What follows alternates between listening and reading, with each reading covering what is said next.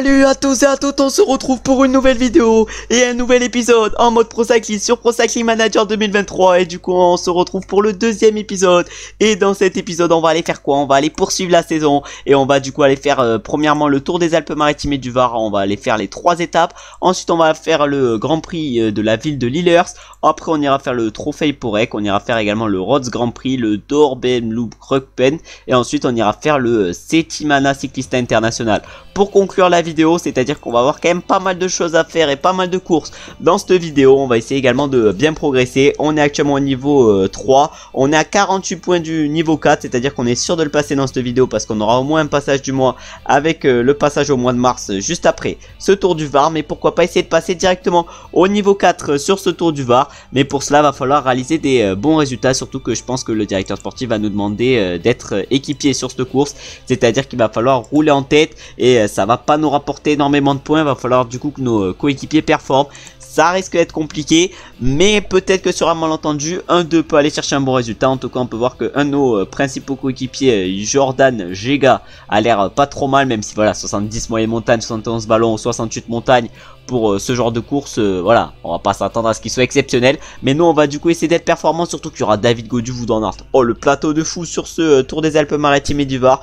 On va essayer du coup d'aller faire un bon résultat et on va se retrouver directement au départ pour voir quel rôle nous donne le directeur sportif, mais également quel objectif, un objectif qu'on essaiera du coup de faire. Allez, on est au départ de la première étape et de la première course de cette vidéo. On a du coup un rôle de baroudeur sur ce Tour des Alpes-Maritimes et du Var, mais il va falloir se replacer dans le peloton si on veut partir dans l'échappée. Ça va être compliqué, mais je pense qu'on en est largement capable de partir dans l'échappée, mais il faudrait réussir à remonter parce que ça semble, c'est ça qui semble le plus compliqué, surtout que ça accélère devant, parce que je pense que l'échappée vraiment on va pas réussir à la prendre. On a du coup réussi à prendre l'échappée avec notre coureur, non sans mal, mais on a quand même réussi à la prendre. Et là l'objectif évidemment ça va être pourquoi pas d'aller chercher le maillot à poids sur ce Tour des Alpes-Maritimes et du Var, même si ça semble compliqué. Et on va du coup lancer le sprint directement, mais vraiment on a aucune accélération, mais on arrive quand même à passer en tête sur ce 4ème catégorie, c'est-à-dire qu'on a réussi à aller chercher 6 points.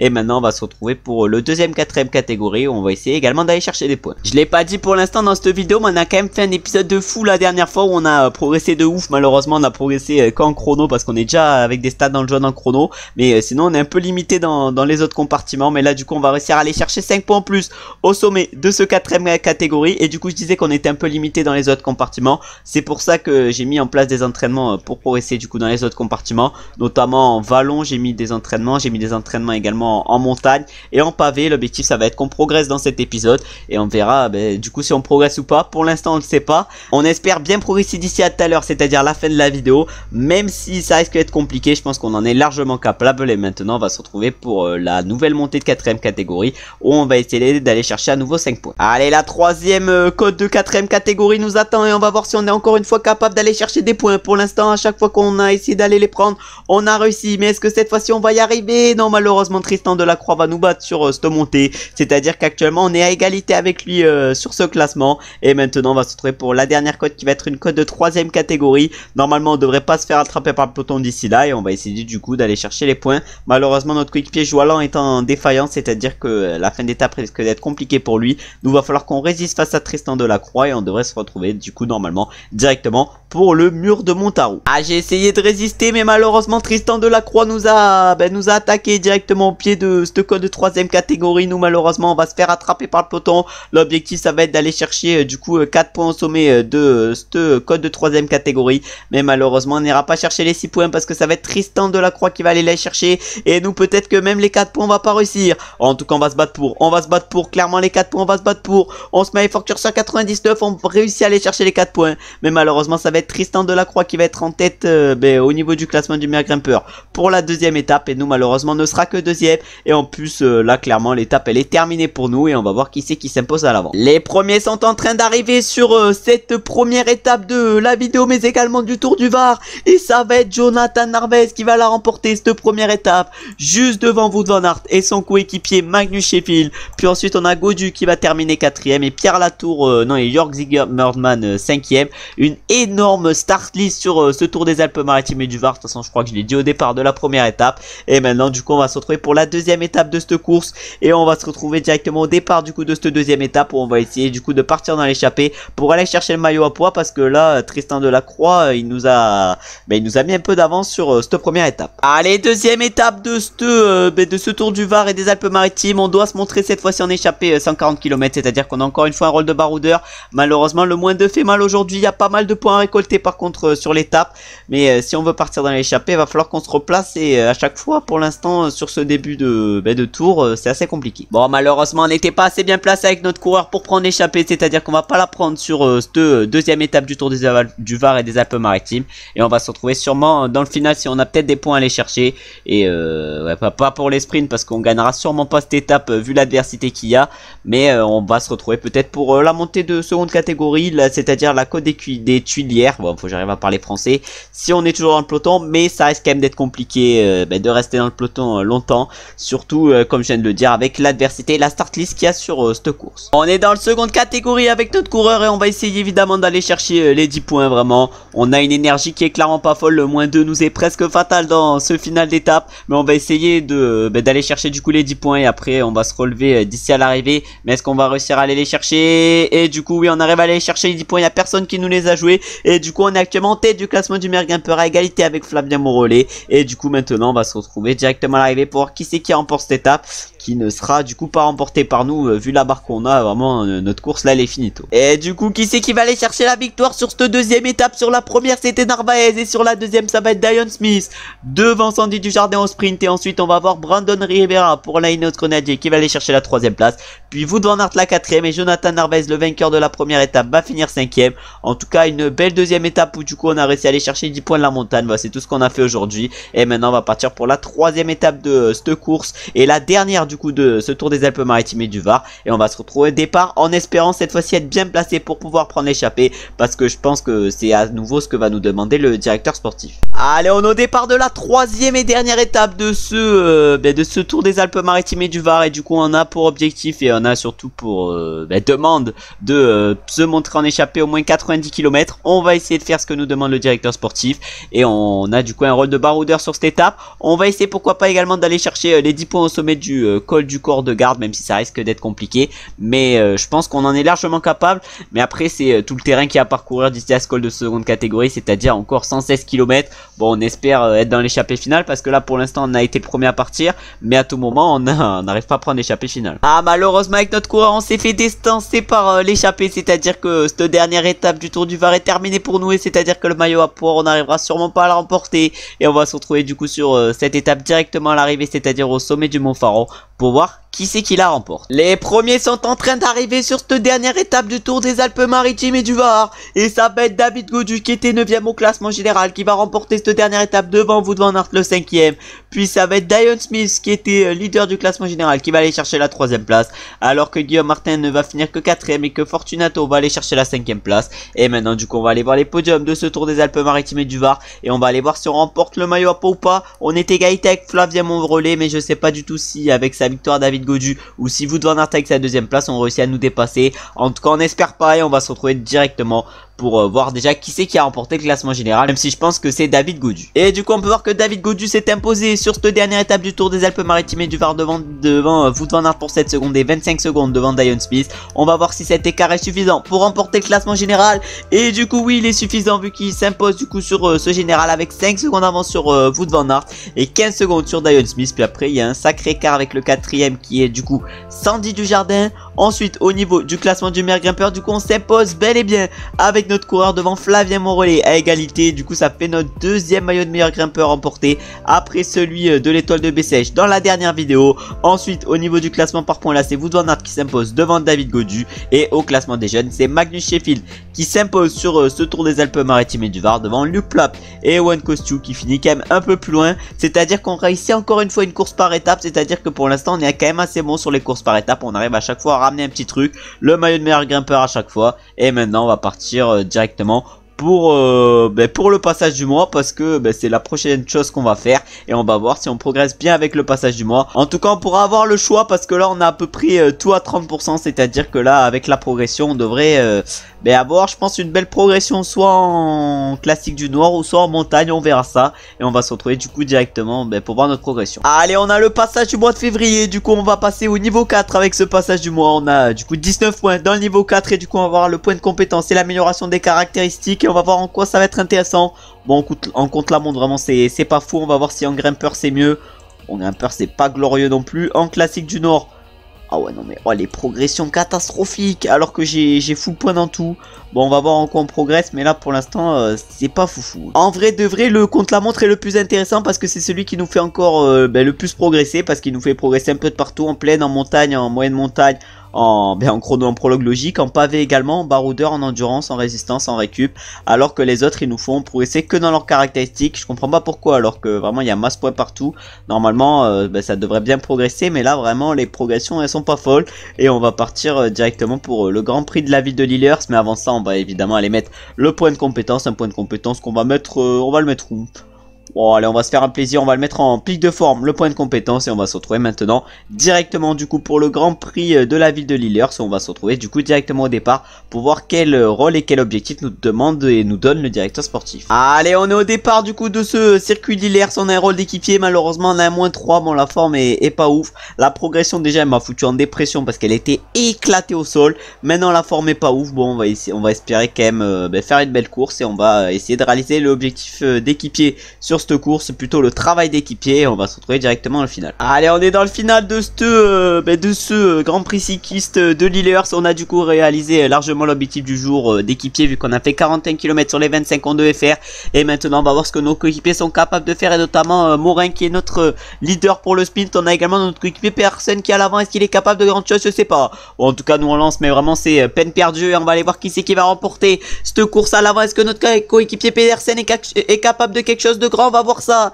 Ah non, malheureusement vu que c'est Ulik devant qui va s'imposer devant Race et Delbov, et notre coéquipier Pedersen finit 4ème d'un groupe de 4. Petit coup dur pour lui. Et derrière on a notre coéquipier Emmanuel Morin qui va pas finir très bien non plus, et qui ne finit seulement que 13ème sur cette course, et nous 12ème plutôt, et nous malheureusement on va finir loin également vu qu'on va finir 18ème, mais on fait au moins un top 20 sur cette course, c'est pas trop mal. On va se retrouver maintenant directement au départ de la prochaine course. Allez, on est au départ d'une nouvelle course, la forme est en train d'augmenter vu qu'on est à 96%. On a encore une fois un rôle de baroudeur sur cette nouvelle classique qui est du coup le trophée pour Ek Trophy. Bon, je sais pas pourquoi ça se répète. En tout cas, on va essayer de faire évidemment un bon résultat sur cette course. On essaye de passer par la gauche, mais là ça va être compliqué de prendre l'échappée parce que c'est compliqué déjà de remonter alors que il y a des places partout. Bon, on va essayer de partir dans l'échappée, mais ça risque d'être dur. Ah, malheureusement à 16 km de l'arrivée on s'est fait rattraper sur ce trophée pour Ek. On a fait du coup 173 km sur les 140 qu'on devait faire.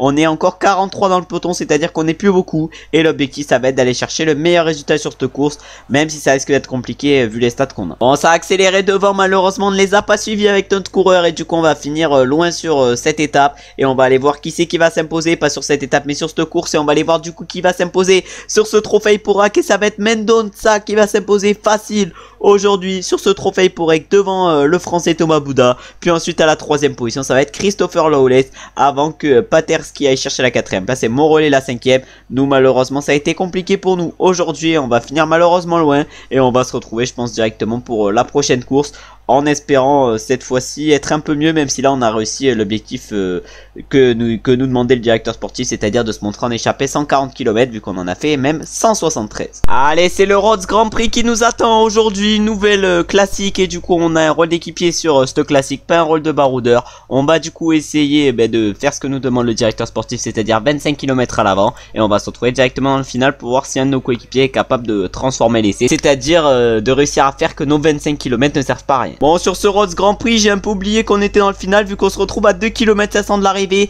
Un brouillard total, première fois je vois le brouillard sur le jeu. En tout cas un brouillard de fou, ou du vent, je sais pas. Non, je pense que c'est le brouillard. Et nous du coup on va lancer le sprint et on va voir ce que sont capables de faire nos coéquipiers, c'est-à-dire Emmanuel Morin principalement. Et il va rien faire du tout aujourd'hui vu que ça va être devant Oka, Atsushi Oka qui va du coup s'imposer devant Christopher Lawless et Raymond Kreder, notre coéquipier. Du coup Emmanuel Morin ne va terminer que 9ème, alors que nous on avait fait 34 km en tête de groupe pour lui. Bon, bon, c'est dommage. Et maintenant, on va se retrouver pour la dernière classique de la vidéo, parce qu'après, il y aura une course par étape qui arrivera, c'est-à-dire le Settimana, je sais pas quoi, en tout cas une course par étape, je crois, de 5 ou 6 étapes. Une course qu'on essaiera de bien réaliser et d'aller chercher, pourquoi pas encore une fois, un maillot à poids. Allez, une nouvelle classique nous attend et on a un objectif plutôt, un objectif de travailler en tête de groupe 30 km. On a un rôle de train de sprint aujourd'hui. On va essayer de faire tout ce que nous demande le directeur sportif. On doit rouler pour Pierre Barbier. On espère que enfin nos coéquipiers va réussir un bon résultat quand on roule. Parce que là, depuis le début de ce Pro Cyclist, c'est-à-dire en 2 épisodes, aucun de mes coéquipiers n'a réussi à faire un bon résultat. Allez, on est dans les 5 derniers kilomètres de cette nouvelle classique. On a du coup réussi à faire 41 km sur les 30 qu'on devait faire. Mais malheureusement, sur cette course, j'ai l'impression que l'échappée va aller au bout. Alors qu'on a encore notre coéquipier Pierre Barbier qui est très bien. Et c'était peut-être la meilleure possibilité pour nous d'aller chercher un gros résultat. Bon, vraiment, j'ai encore en travers de la gorge l'amélioration. Vraiment, je crois qu'elle va elle va m'énerver toute la vidéo, mais en tout cas il reste encore 1 km 500. 1 km 500 il nous reste, on va lancer le sprint. On va lancer le sprint, il reste encore 1 km. Qu'est-ce qu'on va être capable de faire? On va voir ça. Ah bah pas une place ouf, mais on espère au moins que notre coéquipier Pierre Barbier lui va aller chercher un gros résultat. Alors que devant ça va être Vueling qui va s'imposer devant Rens Turner. Et ensuite on va voir Boven qui va aller chercher la 3ème place, c'est-à-dire qu'il y aura un triplé néerlandais sur cette course.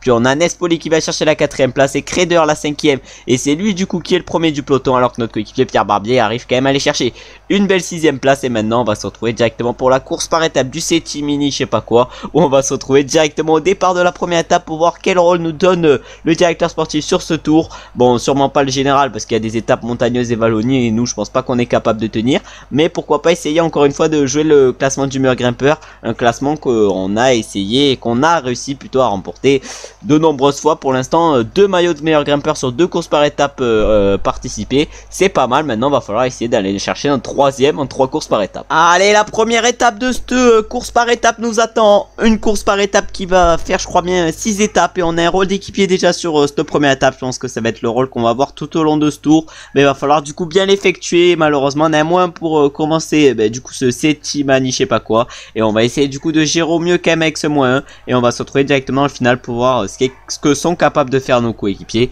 et pourquoi pas aller chercher la victoire, même si voilà, vraiment perso j'y crois pas. Allez, on est dans les 5 derniers kilomètres de cette première étape de Settimini je sais pas quoi, en tout cas je sais pas comment elle s'appelle la course par étape, Settimana Cyclista. Bon, vraiment on a mal fait le travail d'équipier, ou on l'a pas fait du tout vu qu'on a fait seulement 4 km sur les 15 qu'on avait à faire. Nos coéquipiers, j'ai l'impression en plus qu'ils en ont rien à faire de l'étape, il y en a aucun qui est bien placé, hein. C'est nous le mieux placé de l'équipe. Bon, vraiment c'est pas glorieux, alors que vraiment on est le plus éclaté en sprint avec notre 55 sprint aujourd'hui. On va rien faire du tout.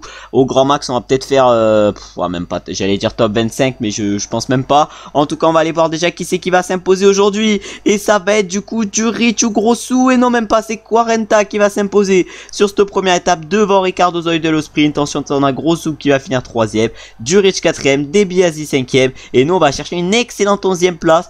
Bon, je m'attendais pas à réussir un résultat aussi bon, et maintenant on va partir directement pour la 2ème étape de cette course par étape. Et cette 2ème étape ça va être un chrono, c'est-à-dire qu'on a peut-être la possibilité de tirer notre épingle du jeu, et on va se retrouver directement à notre départ avec notre coureur, en espérant avoir une bonne note pour pouvoir bien performer. Allez, on arrive au départ avec notre coureur et j'ai l'impression qu'on a une note de fou aujourd'hui. Va falloir donc en profiter avec ce +3. L'objectif de départ du directeur sportif, c'est la victoire d'étape. On va voir si on est capable d'aller la chercher et on va se retrouver directement au premier intermédiaire avec notre coureur pour voir si on est bien parti aujourd'hui. Allez, on est du coup à 1 km du premier intermédiaire. On va voir si on est capable d'aller chercher notre première victoire en carrière sur cette course. En tout cas, première inter et on est premier. On n'a pas vu, on est premier égalité avec Joey Roscoff, mais nous on est parti plutôt prudemment. C'est sur la 2ème partie où on va accélérer et on va se retrouver directement dans le dernier kilomètre sur ce prologue, et pour voir si on est capable ou pas de signer le meilleur temps par rapport à Joey Roscoff. Allez, on arrive dans le dernier kilomètre avec notre coureur. Est-ce qu'on va être capable de bien gérer dans ce dernier kilomètre? Il reste 300 mètres en tout et on signe le premier temps avec 10 secondes d'avance sur Joey Roscoff. On a une marge pour l'instant sur ce chrono, plutôt ce prologue, et on va voir si on arrive à le remporter ou pas. Et on va se retrouver une fois du coup que tout le monde est arrivé. Et du coup évidemment qu'on la remporte, cette 2ème étape de ce Settimana, ce chrono, première victoire en carrière pour nous. On s'impose avec 11 secondes d'avance sur Roscoff et 24 secondes sur Lerman. On a mis une avance de fou par rapport à ce derrière, et du coup on prend la tête au classement général après cette 2ème étape. Bon, vraiment un énorme résultat et première victoire en carrière pour nous. Bon, je m'attendais pas à gagner sur un chrono, c'était quand même le plus logique. En tout cas 54 km/h on l'a fait le chrono, un chrono et un prologue plutôt de fou furieux. Et du coup on remporte 30 points pour notre première victoire en carrière. On remporte 13 points pour avoir remporté l'étape et être d'être en tête de tous les classements. C'est-à-dire qu'on est maintenant à 126 points et on va partir maintenant directement pour la troisième étape qui va être une étape vallonnée. Elle va un peu moins nous convenir et elle va un peu moins convenir à notre profil. Mais on va essayer quand même de faire une bonne course et on va se retrouver au départ pour voir quelle note on a et pour voir quel objectif et quel rôle nous donne le directeur sportif après qu'on ait réussi à prendre le maillot de leader. Allez, on est au départ de cette troisième étape. On a un petit +1 mais le directeur sportif nous a pas donné d'objectif. Il nous donne le rôle de leader du classement général. C'est-à-dire que notre objectif perso aujourd'hui ça va être de conserver ce maillot de leader. On va du coup mettre Isidore pour nous protéger. On a l'équipe à notre service aujourd'hui.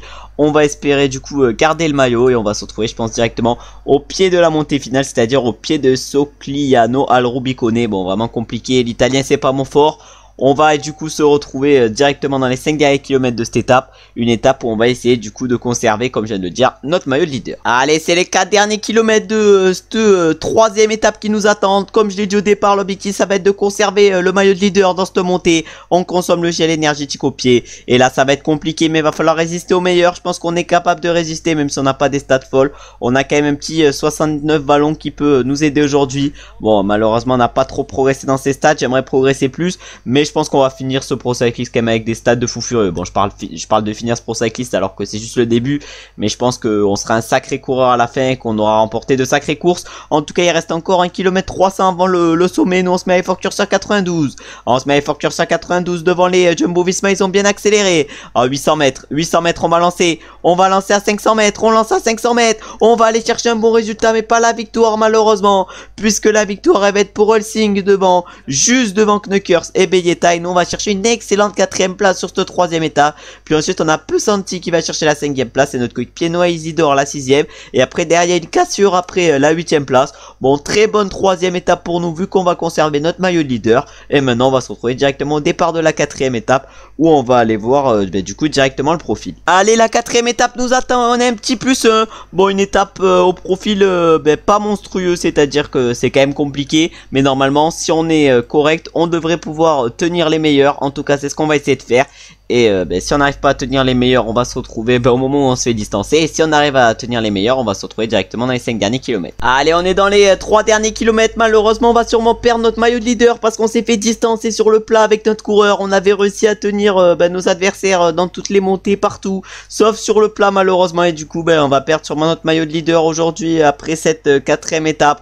Bon, une 4ème étape qui fait mal, surtout que devant c'est Pellizzari qui s'impose devant Tupalik et Antonio Morgado. Ensuite on a Zoidel qui fait 4, Schonenberg 5 et nous malheureusement on va perdre notre maillot de leader et on va finir exactement à la 20ème place aujourd'hui sur cette 4ème étape. Bon, petit coup dur et on va se retrouver du coup maintenant directement pour la 5ème et avant-dernière étape de la vidéo, mais également de cette course par étape et on va essayer d'aller chercher le meilleur résultat possible et on va se retrouver du coup au départ pour voir quel rôle nous donne le directeur sportif après notre perte de maillot de leader. Une étape accidenté nous attend aujourd'hui. On a un petit +2 mais malheureusement on a un rôle d'équipier aujourd'hui alors qu'on est 3ème du général. Bon, c'est pas très grave. On va du coup faire ce que nous demande le directeur sportif et on va se retrouver plus tard sur cette course pour voir déjà si on est capable, pourquoi pas, d'aller chercher un bon résultat. Avec notre coureur on a résisté longtemps sur cette étape et malheureusement à 30 km de l'arrivée on se fait distancer par un peloton qui ne compte plus, je crois bien, que 13 unités et du coup malheureusement l'étape est finie pour nous. On n'a pas réussi à faire le travail d'équipier en plus de cela aujourd'hui vu qu'on a fait que 4 km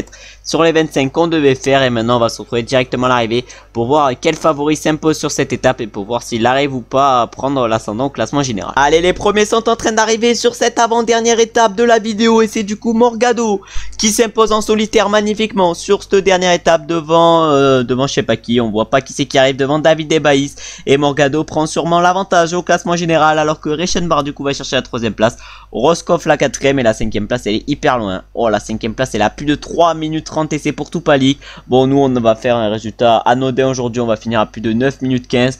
On peut peut-être aller chercher un top 15 au général sur cette course mais rien de mieux et on va partir directement pour la 6ème et dernière étape de cette course par étape mais également pour la dernière course du coup de la vidéo. Allez, on est au départ de la dernière course de la vidéo et on a un 0 pour cette dernière course. Pas d'objectif particulier, on a un rôle de classement par points. Classement par points, on figure actuellement à la 3ème position et on va se retrouver sur cette étape, je pense, directement dans le final parce qu'on n'a rien à faire aujourd'hui et on va voir ce qu'on est capable de faire, même si la victoire semble quand même compliquée vu les stats qu'on a en sprint. 55 sprint, 66 axel.